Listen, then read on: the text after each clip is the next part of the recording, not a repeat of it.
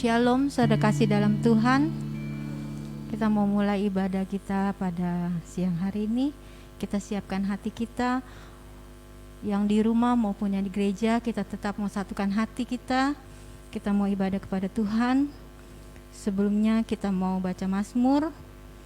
Di Mazmur 23 ayat 1 sampai dengan ayat 6. Tuhan gembalaku yang baik. Tuhan adalah gembalaku, takkan kekurangan aku. Ia membaringkan aku di padang yang berumput hijau. Ia membimbing aku ke air yang tenang. Ia menyegarkan jiwaku. Ia menuntun aku di jalan yang benar, oleh karena namanya. Sekalipun aku berjalan dalam lembah kekelaman, aku tidak takut bahaya, sebab Engkau besertaku. Gadamu dan tongkatmu itulah yang menghibur aku. Engkau menyediakan hidangan bagiku di hadapan lawanku. Engkau pialaku penuh melimpah. Kebajikan dan kemurahan belaka akan mengikuti aku seumur hidupku, dan aku akan diam dalam rumah Tuhan sepanjang masa. Amin. Haleluya Tuhan Yesus. Kami mengucap syukur Tuhan, hari yang indah yang Kau sediakan bagi kami Tuhan, untuk kami beribadah kepadamu, untuk kami boleh menyatakan betapa baiknya Engkau Tuhan. Kami mau bersyukur Tuhan, Engkau memberikan kami kesehatan, Engkau memberikan kami kekuatan. Hari ini kami mau berikan yang terbaik bagi Engkau ya Tuhan. Mulialah namamu, agunglah Engkau ya Allahku, Allah yang hidup yang kutinggikan. Kami mau memuji dan memuliakan Engkau ya Tuhan. Kami mau persembahkan yang terbaik bagi Engkau Yesus. Engkaulah kekuatanku Yesus.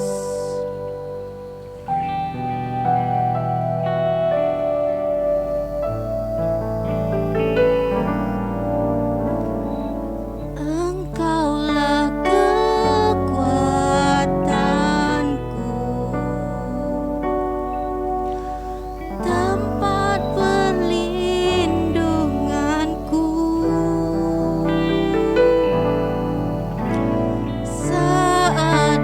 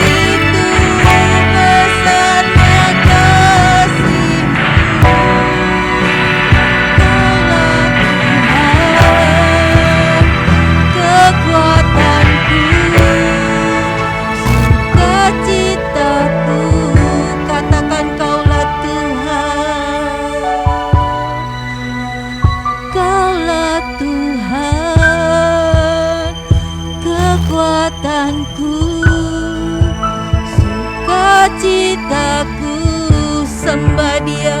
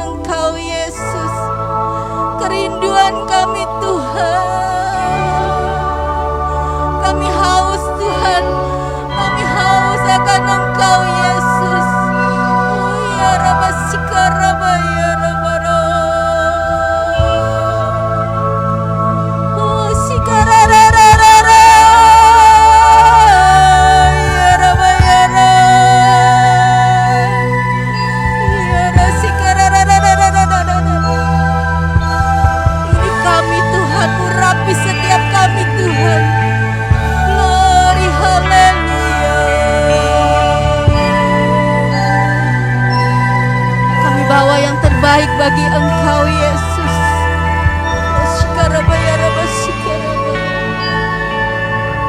Haleluya Yesus. Haleluya Yesus. Kami memuji Engkau Tuhan.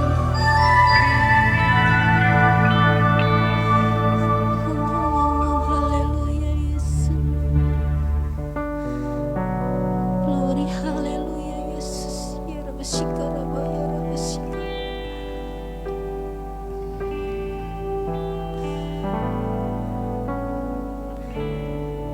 Haleluya Tuhan, Kau baik Tuhan. Engkaulah kekuatan di hidup kami Tuhan Yesus.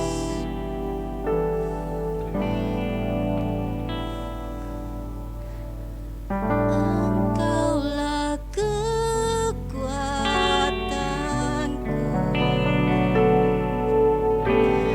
tempat perlindunganku, ya Yesus.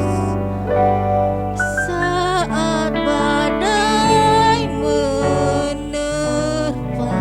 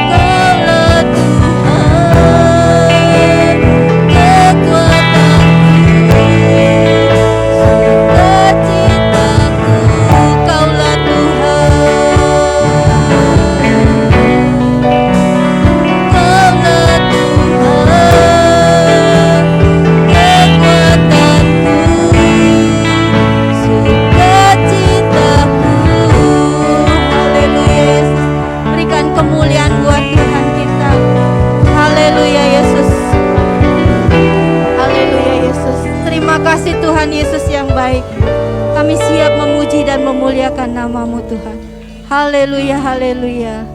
Amin. Berikan kemuliaan lagi buat Tuhan kita Yesus Kristus.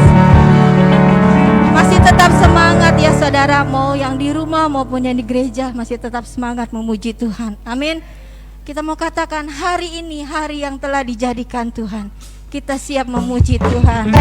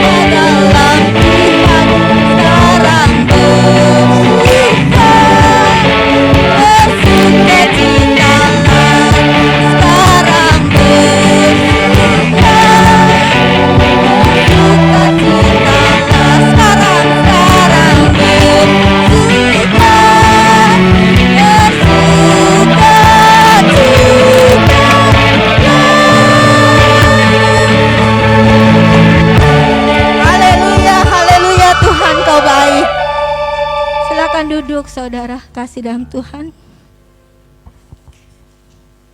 kita mau siapkan hati kita. Kita mau menerima kebenaran firman Tuhan. Haleluya Yesus.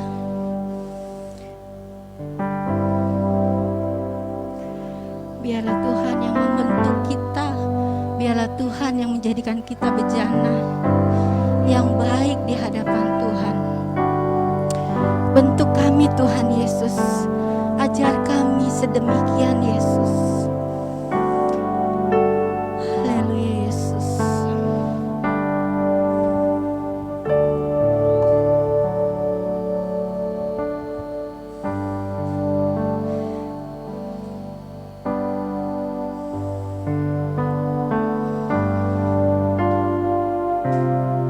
Haleluya Tuhan.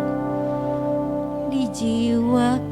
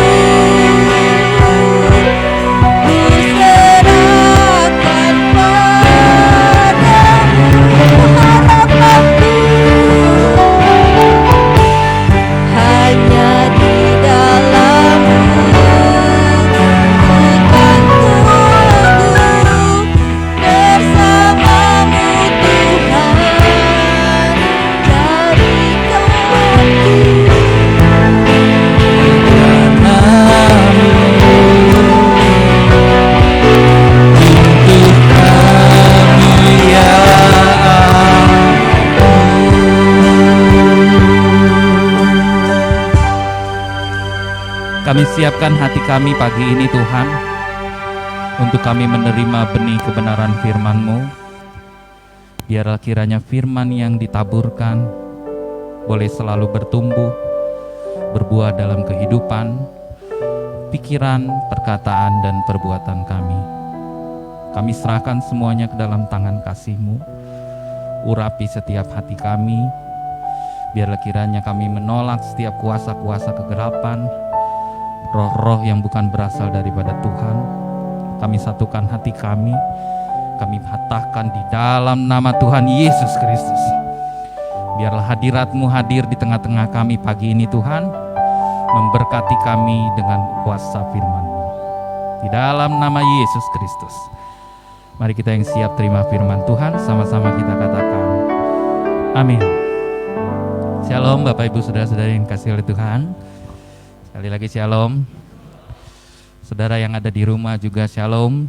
Puji nama Tuhan, kita bisa kembali beribadah bersama-sama di dalam keadaan yang serba terbatas, tetapi kita masih tetap memiliki kerinduan yang menyala-nyala di hadapan Tuhan, bahwa kita rindu bersekutu lebih daripada apa yang kita lakukan secara online. Tetapi saya berdoa bahwa biarlah kiranya berkat yang sama juga didapatkan atau diraih oleh saudara yang mengikuti ibadah ini secara online. Baik Bapak Ibu Saudara, kita akan langsung lihat Alkitab kita di dalam surat Titus. Titus pasalnya yang ketiga. Kitab Titus pasal yang ketiga, ayatnya yang keempat sampai ayatnya yang ketujuh. Kita akan baca bersama-sama ayat firman Tuhan ini. Kitab Titus pasalnya yang keempat sampai ayatnya yang ketujuh. Bisa? Oke. Untuk menghormati kebenaran firman Tuhan, mari saya undang Bapak Ibu Saudara untuk kembali bangkit berdiri bersama-sama. Kita akan membaca firman Tuhan dengan suara yang keras. Demikian bunyi firman Tuhan, 1, 2, 3. Tetapi ketika nyata kemurahan Allah, Juru Selamat kita, dan kasih-Nya kepada manusia, pada waktu itu Dia telah menyelamatkan kita, bukan karena perbuatan baik yang telah kita lakukan, tetapi karena rahmat-Nya, oleh permandian kelahiran kembali, dan oleh pembaruan yang dikerjakan Roh Kudus, yang sudah dilimpahkannya kepada kita oleh Yesus Kristus, Juru Selamat kita, supaya kita sebagai orang yang dibenarkan oleh kasih karunia-Nya, berhak menerima hidup yang kekal, sesuai dengan pengharapan kita. Amin. Silakan duduk Bapak Ibu. Saudara yang dikasihi oleh Tuhan, setiap minggu pertama biasanya kita melakukan sakramen perjamuan kudus. Sakramen yang dilakukan untuk mengingat karya penebusan Yesus yang paling mulia di atas kayu salib di Bukit Golgota. Tetapi hari ini kita akan membuat perjamuan kudus di minggu kedua. Tetapi saya ingin tetap mengingatkan kita tentang anugerah terbesar yang kita terima itu. Betapa karya Yesus itu adalah suatu hal yang fundamental dalam kehidupan Kristen kita. Suatu landasan yang menjadi landasan iman buat saudara dan saya untuk tetap jadi orang Kristen. Ya. Nah, Alkitab yang saudara baca barusan adalah hal yang menggambarkan anugerah Tuhan yang luar biasa itu, yang saudara terima mengenai keselamatan kita. Penting untuk saudara dan saya terus mengingat dan memperingati tentang keselamatan kita ini. Karena saudara dan saya menjadi Kristen, kita punya pengharapan yang pasti di dalam Tuhan tentang keselamatan ini. Nah, Bapak Ibu Saudara, kebenaran Alkitabiah mengatakan bahwa keselamatan itu tidak bisa di-achieve, tidak bisa diraih, tidak bisa dicapai oleh usaha kita sebagai umat manusia. Tetapi keselamatan itu hanya bisa diraih oleh karena dianugerahkan. Keselamatan itu adalah suatu anugerah. Dan itu memang betul saudara, bahwa keselamatan menurut Alkitab adalah anugerah dari Allah. Mengapa disebut anugerah? Lihat, Ayat firman Tuhan yang mendasarkan bahwa kita memperoleh keselamatan dari Allah adalah ketika Yohanes 3 ayat 16 bicara, karena begitu besar kasih Allah akan dunia ini, sehingga ia telah mengaruniakan anaknya yang tunggal, supaya setiap orang yang percaya kepadanya tidak binasa, melainkan beroleh hidup yang kekal. Yang pertama, anugerah itu adalah sesuatu hal yang disebut kita tidak layak, kita tidak bisa menerimanya, tetapi diberikan kepada kita oleh Allah.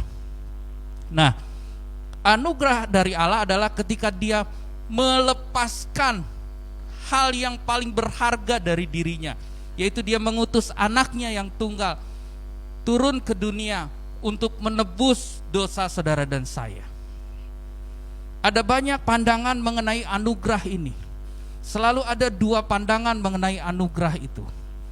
Orang ada yang menganggap bahwa anugerah di dalam keselamatan Kristen itu adalah anugerah yang murahan, anugerah yang gratisan.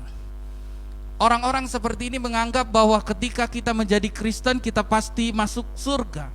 Kita dapat tiket jaminan keselamatan untuk masuk surga. Sekali percaya maka kita pasti masuk surga. Untuk itu saudara gak perlu melakukan apa-apa, saudara gak perlu bayar harga apa-apa, cukup percaya saja. Iman seperti ini disebut iman syahadat. Cukup saudara bilang saya percaya sama Yesus, maka saudara yakin dan percaya bahwa saudara pasti masuk surga.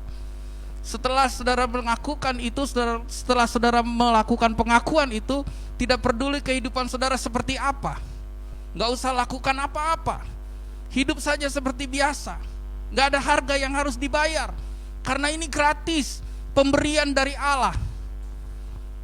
Jadi sifatnya murah sekali, gratisan sekali. Tetapi ada pandangan yang kedua yang berkata tentang bahwa anugerah dari Allah itu sesuatu yang sangat mahal. Kenapa sangat mahal? Karena Allah sendiri harus melakukan sesuatu yang sangat-sangat mengorbankan sesuatu yang sangat berharga, yaitu mengutus anaknya sendiri. Kalau mungkin saudara belum punya anak, saudara gak akan tahu rasanya bagaimana melepas anak saudara pergi untuk mengorbankan diri. Melepas anak kita pergi keluar kota aja udah berat buat kita. Melepas anak kita untuk berpisah kamar saja dari kita udah berat buat kita. Apalagi melepas anak kita untuk mengorbankan dirinya buat orang lain. Hal yang mahal harus dilakukan oleh Allah ketika Dia memberikan anugerahnya kepada saudara dan saya. Hal yang mahal buat Allah gak mungkin murah buat kita. Anugerah yang kedua yang dilakukan untuk keselamatan kita adalah ketika Yesus memberikan dirinya sendiri untuk menjadi korban penebusan dosa di atas kayu salib di Bukit Golgota. Dia melepaskan semua yang dia punya, dia mengorbankan semua yang dia punya. Ketika saudara bilang bahwa saya percaya Yesus sudah mati di atas kayu salib, kelihatannya sedikit enteng buat kita untuk mengatakan, ya saya percaya. Jadi Kristen itu gampang kan? Cuma tinggal saya percaya kepada Yesus, maka saya pasti masuk surga. Semudah itu kan jadi Kristen itu, tidak perlu ngapa-ngapain lagi kok. Tetapi lihat apa yang Yesus kerjakan. Anugerah yang dia kerjakan itu melepaskan semua yang dia punya. Memang kadang-kadang kita gak memahami sesuatu kalau kita gak pernah mengalaminya. Saudara tidak akan memahami apa itu anugerah Kristus kalau saudara tidak pernah berkorban untuk orang lain. Perhatikan bagaimana ketika saudara ditipu orang. Perhatikan bagaimana ketika saudara menolong orang. Perhatikan bagaimana ketika saudara membagi hidup saudara untuk orang lain. Bekerja untuk orang lain. Lalu berkorban segalanya untuk orang lain. Kalau saudara pernah melakukan itu, saudara punya sedikit perasaan tentang bagaimana Yesus mengerjakan anugerahnya. Sedikit saja. Karena bagi kita melepaskan separuh harta saja sudah kiamat buat kita. Buat kita untuk disiksa, ditampar, diludahi, dihina, difitnah saja itu sudah melecehkan harga diri kita. Tetapi apa yang Yesus terima sebagai balasan dari anugerah yang dia kerjakan? Dia dihina, dia diludahi, dia ditampar, dia dipukul. Dia tidak membalas, tetapi dia mengampuni mereka. Gak mudah digampar orang. Coba dibentak orang di jalan aja, dikatain bego, punya mata gak? Harga diri robek, walaupun kita gak kenal dia. Sepanjang hari itu kita akan bad mood. Apalagi dilukai oleh orang yang kita kenal, difitnah oleh orang yang kita kenal, diserang oleh orang yang kita kenal, maka saudara akan semakin terluka. Enggak terima rasanya hati ini. Kalau saudara pernah mengampuni, memberikan pengampunan yang begitu susahnya itu, baru saudara tahu bagaimana rasanya Yesus waktu dia berkata, Bapa, ampunilah mereka, karena mereka enggak tahu apa yang mereka lakukan.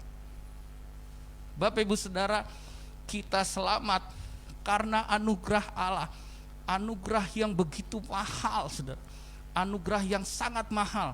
Jangan dianggap itu gratisan, itu mahal harganya, dan itu hanya didapat dari pengorbanan Yesus di atas kayu salib.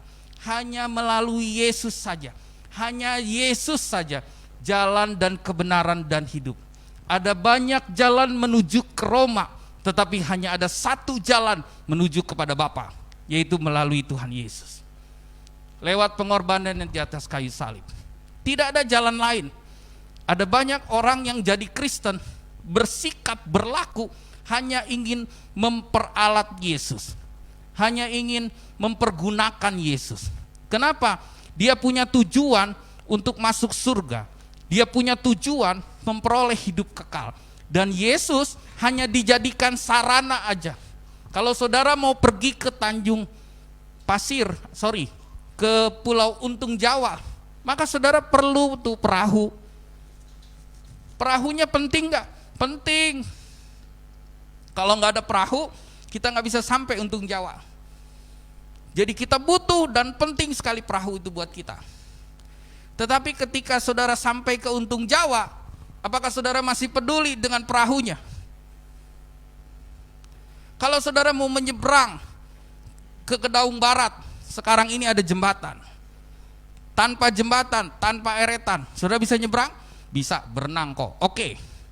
Tetapi kalau kita mau ke seberang, tidak ingin basah dan aman, maka kita lewat jembatan.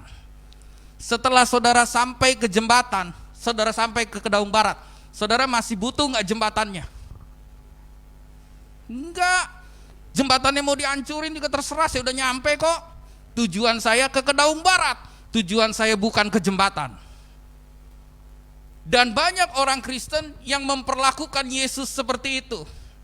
Saya cukup percaya saja kepada Yesus, tidak perlu jadi muridnya, tidak perlu ikut kehendaknya, enggak perlu mengikuti perintahnya. Saya hanya bersyahadat saja, saya percaya Yesus, saya menuju surga. Yang penting itu. Yesusnya enggak terlalu penting buat saudara. Karena Yesus padahal mengajarkan kepada saudara dan saya, tidak ada seorang yang bisa masuk surga dengan cara yang mudah. Yesus bilang, pikul salibmu setiap hari dan ikutlah aku. Barang siapa tidak memikul salibnya setiap hari dan menyangkal dirinya, dia bukan muridku. Berarti Yesus menuntut saudara pikul salib. Lalu orang yang punya pandangan anugerah murahan bilang, bukankah Yesus mati buat kita? Bukankah Yesus disalib untuk kita? Ngapain lagi kita pikul salib? Bukankah salib kita udah ditanggung sama dia? Tunggu dulu, Tuhan tidak mengajarkan egois kepada kita, tetapi kita perlu menanggung salib untuk orang-orang di sekitar kita. Yesus memang mati untuk semua orang. Memang cukup anugerahnya itu untuk seluruh muka bumi. Tetapi fakta bahwa Yesus mati untuk semua orang bukan berarti semua orang bisa mendapatkan faedah dari kematian Yesus. Enggak semua orang bisa mendapatkan faedah dari kematian Yesus. Walaupun faktanya Yesus mati untuk semua orang. Alkitab jelas mengatakan bahwa jalan keselamatan itu hanya melalui Yesus. Saudara nggak bisa pergi dari Yesus. Saudara nggak bisa keluar dari jalan itu. Kalau saudara keluar dari jalan itu, saudara keluar dari relnya, saudara nggak akan pernah sampai ke tujuan. Sesungguhnya Yesus itulah jalan dan keselamatan dan hidup. Tidak ada seorang pun yang sampai kepada Bapa kalau tidak melalui Yesus. Itu sebabnya kita tidak bisa memperalat Yesus. Yesus bilang, pikul salibmu tiap hari. Kita hanya bisa menganggap anugerah itu yang alkitabiah adalah anugerah yang mahal bagi Allah, pasti mahal bagi kita. Kita harus bayar harga ikut Tuhan setiap hari itu. Harus bayar harga. Bagaimana kita bisa menghidupi kehidupan Kristen kita? Yang pertama, keselamatan kita hanya bergantung pada anugerah Allah. Anugerah Allah lewat anugerah Kristus. Yang kedua, dikatakan kita juga diselamatkan oleh karena iman kita. Ya, bagaimana saudara bisa beriman? Berkali-kali saya katakan bahwa kita bisa beriman karena kita mendengar firman Kristus. Iman timbul dari pendengaran, pendengaran akan firman Kristus. Setiap kali saudara bicara dengar firman Allah, itu harus firman Kristus, bukan firman akal budi, bukan firman yang direka-reka karena kita belajar teologi, bukan karena kita sering lihat dan baca buku, lalu kita ajar orang mengenai firman Allah. Itu bukan firman Allah, tetapi firman Kristus itulah yang akan menimbulkan iman dalam hati saudara. Iman seperti apa yang menyelamatkan? Yang pertama dikatakan keselamatan itu karena anugerah. Yang kedua, keselamatan itu karena iman. Iman seperti apa yang menyelamatkan orang Kristen? Iman seperti kita menyerahkan hidup kita kepada Tuhan. Bahasanya agak salah kita diajar dari dulu, saudara. Mari terima Yesus sebagai Tuhan dan Juru Selamatmu, maka engkau akan diselamatkan. Sebetulnya kurang tepat. Makanya banyak orang semau-maunya. Kenapa? Oh, mari terima Yesus, mari ambil Yesus, mari buat Yesus seperti jimat buat kita, supaya nanti kita bisa masuk surga. Karena ada jimat Yesus, saya punya Yesus, saya bisa masuk surga. Makanya kita gak perlu lakukan apa-apa, sepanjang jimatnya kita pegang sampai kita tutup mata, kita pasti masuk surga. Ada banyak orang Kristen yang beranggapan seperti itu. Mereka menerima Yesus. Salah, saudara. Seharusnya iman Kristen itu adalah menyerahkan hidup kita kepada Tuhan, menjadikan Dia Tuhan dan penguasa tunggal hidup kita. Baru kita diselamatkan. Analoginya gimana? Analoginya begini, kalau saudara hidup menderita di satu bangsa, di satu negeri, maka saudara bisa mencari suaka ke negeri yang lain. Kalau saya menderita di Indonesia, saya nggak betah di Indonesia, saya bisa minta suaka ke negara lain. Saya bilang ke negara lain, saya lari ke Australia, saya bilang ke Australia, Tuhan tolong, saya mau jadi warga Australia aja. Saya nggak betah di Indonesia, saya tersiksa, saya dibelenggu, saya tidak bebas. Saya ingin bebas seperti warga Tuhan di sini. Maka kalau saya ingin menjadi warga Australia, saya harus menyerahkan diri saya untuk berada di bawah kedaulatan negara Australia. Bisa nggak iman itu hanya percaya saja? Saya mau katakan begini, waktu saudara sakit, saudara datang sama dokter, ya, saudara perlu dokter kan? Saudara perlu dokter untuk sembuh. Tujuan saudara sembuh, tapi saudara perlu dokter. Tapi bisa nggak saudara bilang begini, oh saya tahu dokter A, saya percaya sama dia, saya percaya dia dokter yang sangat manjur, dia dokter yang sangat hebat, saya akan disembuhkan. Tapi saudara tetap di rumah, saudara cuma bilang, saya percaya sama dokter A, saya pasti sembuh. Tapi saudara tetap di rumah, saudara bisa sembuh nggak? Gak bisa. Iman itu artinya saudara datang ke dokter itu, menyerahkan diri saudara kepada dokter itu. Mau dokter apain saya? Perlu dioperasinkah? Perlu dibiuskah? Perlu diobatinkah? Terserah dokter, yang penting saya sembuh. Semuanya saya gak ngerti, pokoknya dokter yang ngerti. Iman itu seperti itu. Iman itu bukan cuma percaya doang, Tetapi saudara harus datang sama Tuhan, menyerahkan hidup saudara, menjadikan dia sebagai Tuhan, berdaulat atas hidup saudara, bukan menjadikan dia kacung atau pembantu. Seringkali sikap orang Kristen menjadikan Tuhan itu pembantu. Tahu gak saudara apa itu menjadikan dia penguasa tunggal? Iman yang betul itu begini nih. Tuhan, kalau kau anggap baik aku bangkrut, bangkrutlah. Tuhan, kalau kau anggap baik aku miskin, miskinlah. Tuhan, kalau kau anggap baik ambil orang yang aku cintai mati, ambillah. Tuhan, kalau kau anggap baik aku gak sembuh-sembuh dari sakit, bahkan makin menderita dan mati, matilah. Itulah iman. Kita menyerahkan semuanya, bukan apa yang kita pandang baik, tetapi apa yang Tuhan pandang baik. Apa yang Tuhan pandang baik? Kalau miskin buat Tuhan baik, miskinlah. Kalau kaya buat Tuhan baik, kayalah. Kalau sembuh buat Tuhan baik, sembuhlah. Kalau tidak sembuh pun Tuhan baik. Tapi bagaimana sikap saudara dan saya jadi orang Kristen selama ini? Kita paksa Tuhan nurut sama kita. Tuhan sembuhkan, Tuhan berkati saya, buat saya kaya. Kalau saya gak kaya, berarti Tuhan kurang berkuasa. Kalau saya gak sembuh, berarti Tuhan tidak berkenan. Loh, kita mau atur-atur Tuhan. Padahal seharusnya Tuhan yang atur kita. Iman itu seperti itu. Menyerahkan diri kita, diatur sama Tuhan. Baru saudara, ketika saudara diam di bawah penanganan dokter, mungkin saudara bisa sembuh. Dioperasi, saudara sembuh. Diobatin, saudara sembuh. Tetapi iman Kristen itu adalah iman yang menyerahkan hidup kita kepada Yesus, bukan memperalat Yesus. Betapa sering kita punya salah pandangan kan saudara?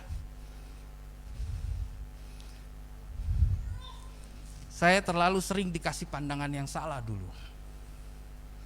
Diajak berdoa, kita paksa-paksa Tuhan. Tuhan sembuhkan, semua berseru Tuhan sembuhkan. Kok rasanya cuma saya sendiri yang bilang, Tuhan kehendak-Mu lah yang jadi. Kalau memang mau cabut-cabutlah. Saya gak bisa pura-pura, saya bilang sembuhkan, sembuhkan. Gak bisa saudara. Tetapi saya bilang, Tuhan kalau memang kau pandang baik, dicabut-cabut aja cepat-cepat. Tuhan, apakah punya rumah atau tidak punya rumah, itu kehendak-Mu. Kehendak-Mu aja saya gak terlalu pusing. Tuhan, punya uang atau gak punya uang, kehendak-Mu saja, saya gak terlalu pusing. Kenapa? Karena hidup saya ada di dalam pemeliharaan-Mu. Itulah iman. Susah senang dia berdaulat, sakit sehat dia berdaulat. Kita jangan punya iman yang salah saudara. Iman seperti inilah yang menyelamatkan kita. Bisakah kita melompat dari jendela di lantai 3 ketika gedungnya kebakaran? Allah ada di bawah, Yesus ada di bawah. Dia bilang lompat nak, lompat, aku akan menangkap engkau. Saudara mungkin bisa bilang saya percaya, tapi engkau tidak pernah melompat, engkau binasa. Justru ketika engkau bilang engkau percaya, engkau harus berani bertindak dengan tindakan iman, melompatlah. Maka engkau akan diselamatkan. Keselamatan Kristen itu begitu. Yang pertama karena anugerah, yang kedua karena iman, yang ketiga ayat tadi bilang begini. Ini yang terakhir saudara ya.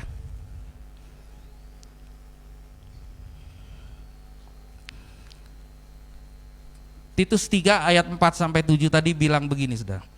Tapi ketika nyata kemurahan Allah juru selamat kita dan kasih-Nya kepada manusia, pada waktu itu Dia telah menyelamatkan kita, bukan karena perbuatan baik yang telah kita lakukan, tetapi karena rahmat-Nya oleh pemandian kelahiran kembali dan oleh pembaruan yang dikerjakan oleh Roh Kudus, yang dilimpahkannya kepada kita oleh Yesus Kristus juru selamat kita, supaya kita sebagai orang yang dibenarkan oleh kasih karunia-Nya berhak menerima hidup yang kekal sesuai dengan pengharapan kita.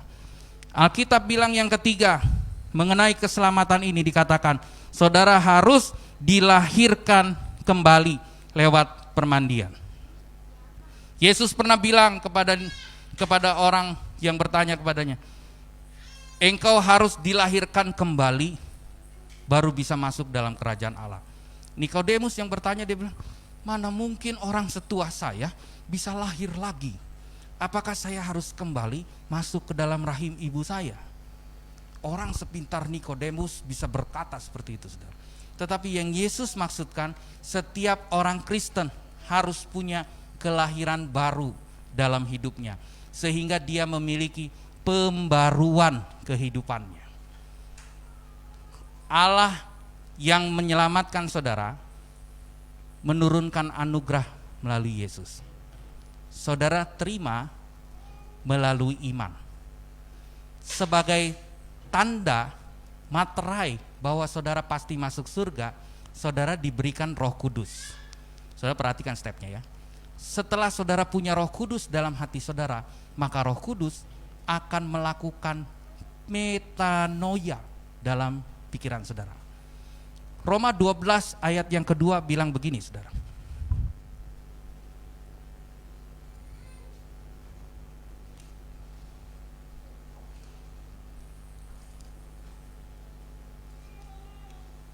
Bisa dibuka gak ya?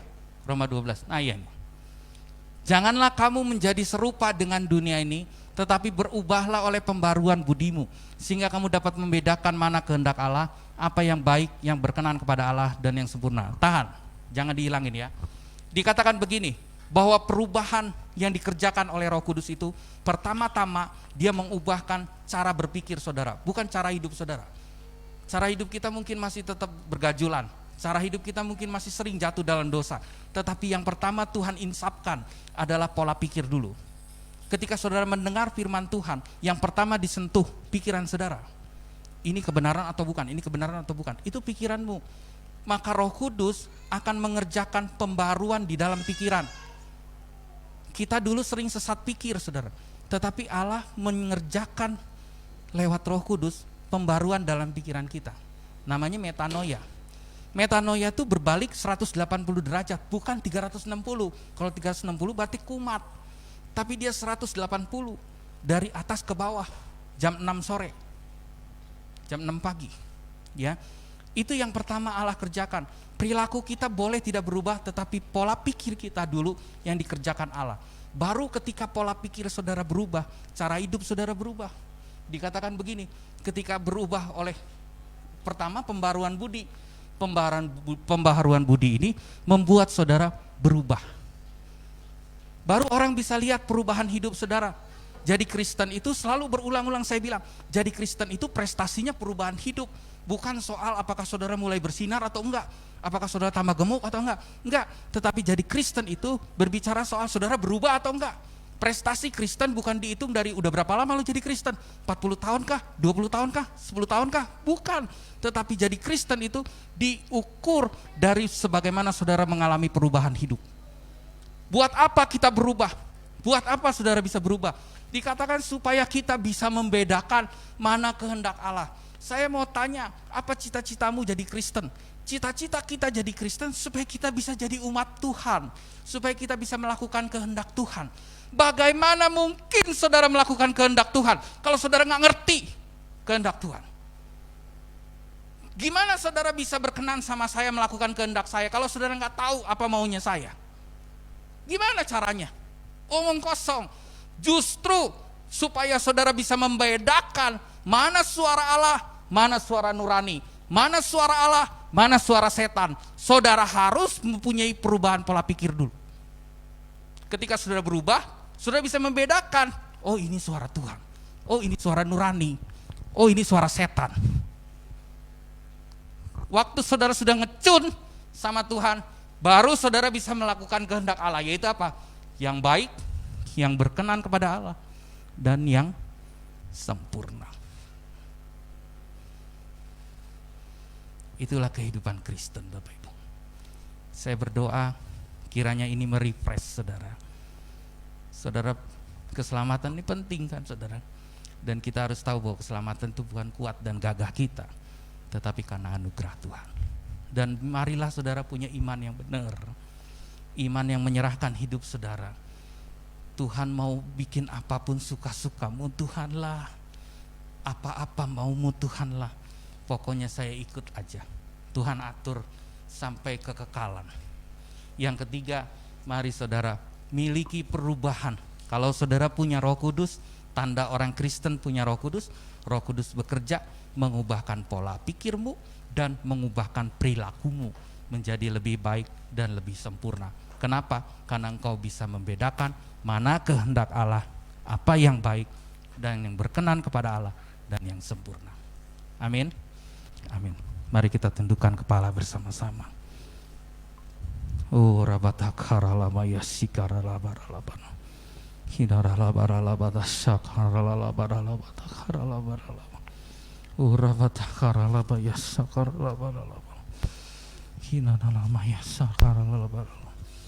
Terima kasih Tuhan Yesus, terima kasih buat firman-Mu hari ini Tuhan, mengingatkan kami betapa pentingnya karya-Mu, anugerah terbesar yang Tuhan berikan di atas kayu salib di Bukit Golgota. Betapa kasih Allah, kemurahan Allah, rahmat Allah, kasih karunia Allah yang kami terima bukan karena kelakuan kami, tetapi karena Tuhan mengasihi kami. Dan kami pun tahu Tuhan bahwa kami harus memiliki iman yang benar, menyerahkan hidup kami sepenuhnya, total kepadamu. Kami tidak mau protes-protes, kami tidak akan komplain-komplain Tuhan, tetapi Tuhan boleh atur hidup kami suka-sukamu Tuhan. Engkau mau bawa kami kemana suka-sukamu, Engkau mau jadikan kami apa suka-sukamu Tuhan. Karena kami percaya Engkau Tuhan yang baik, Allah yang baik, Allah yang tidak pernah merancangkan kecelakaan buat kami. Oleh karena itu Bapa di surga, ajar kami untuk mengalami pembaruan akal budi, biar Roh Kudus-Mu bekerja dalam pikiran kami, sehingga kami punya pola pikir yang baru dan memiliki perilaku yang baru, perilaku yang baik, yang berkenan kepada Tuhan dan yang sempurna. Ajari kami setiap hari Bapa, di dalam nama Tuhan Yesus Kristus kami berdoa dan kami bersyukur. Haleluya, amin.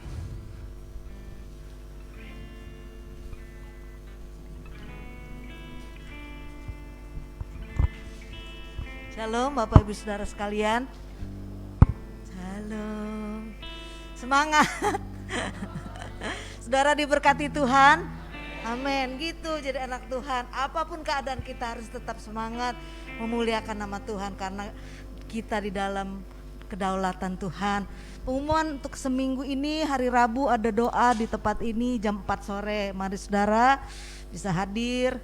Datang kita berdoa bersama-sama, ada pergumulan doa yang saudara akan tanyakan kepada Tuhan, boleh dibawa dan kita doakan bersama-sama.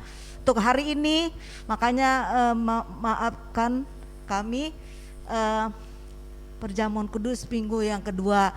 Setelah ini kita harus cepat-cepat jam 11 itu udah harus berangkat ke Saung Ibu karena di saudara Maidona dan Lia Septiani itu akan menikah, pemberkatannya jam 12. Langsung lanjut dengan resepsinya. Sebab itu kita harus cepat-cepat karena saya khawatir di Kampung Melayu itu suka macet ya. Tuhan berkati kehadiran Bapak Ibu Saudara, tetap berdoa, tetap jaga kesehatan ya, protokol kesehatan jaga supaya kita tetap di dalam Tuhan. Kita berdoa supaya pandemi ini segala berlalu sehingga kita nggak musuhan begini ya, jauh-jauh. Ya Tuhan berkati kita semua. Kita mau bangkit berdiri, kita akan tutup ibadah kita pada siang hari ini. Terima kasih Tuhan, Engkau Allah yang ajaib, Allah yang berdaulat atas hidup kami. Engkaulah penguasa tunggal dalam hidup kami Tuhan. Terima kasih biar Tuhan mengubah hidup kami supaya kami sesuai dengan firman-Mu, berjalan di dalam iman kepadamu Tuhan, supaya kami Tuhan Yesus bersiap ketika Engkau datang kembali yang kedua kali dalam hidup kami maupun di dunia ini Tuhan. berhenti, kami boleh bersama-sama dengan Engkau. Karena keselamatan yang telah Engkau berikan dalam kehidupan kami kerjakan dalam iman kami kepadamu. Terima kasih Tuhan, terima kasih. Sebentar kami akan meninggalkan tempat ini, tapi Tuhan, Engkau tidak akan meninggalkan kami. Engkau terus akan mengawal kami, Engkau terus akan memberkati kehidupan kami.